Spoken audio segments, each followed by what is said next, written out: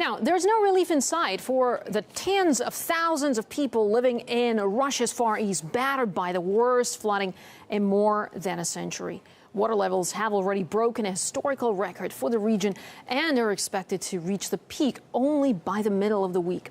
Around 30,000 people have already been evacuated by emergency services, and authorities say this could be just the beginning. Artis Paul Scott is in the thick of events and talked to some of the victims. The scale is breathtaking. As far as the eye can see, floodwaters submerge swathes of eastern Russia.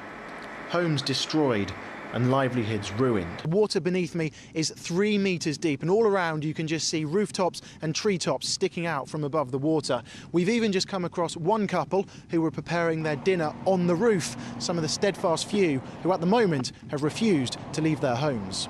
This is the island of Vladimirovka. Most of the residents have been evacuated to safety, forced out by the deluge. But some have simply refused to leave, preferring instead to brave it out. Meet Alexei. For 2 weeks now, he's been living in his attic with his brother Slava and cat Surma. We have to travel to dry land by boats to meet my wife, who brings us food from the city. I have to stay here to try and save what I can. There's no other place we can live. A little later on, we spot a couple. They need to reinforce their roof and get help from the emergency services that we're travelling with. It's an attempt to keep out the worst floods in the region in over 100 years. Not everyone is prepared to wait it out.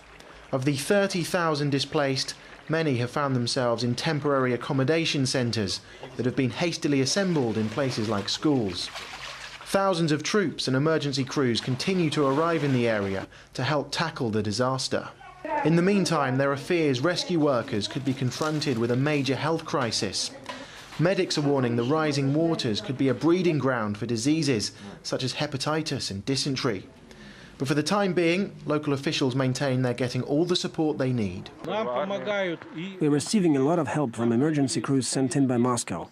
Groups of rescue workers arrived with boats and other equipment to give us a hand.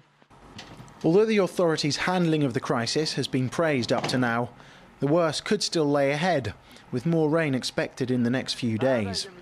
One of the main areas of concern are the hydroelectric power stations, which are straining against a critical mass of water, threatening to send millions more tonnes down onto the already devastated region. Paul Scott, RT, the Amur region.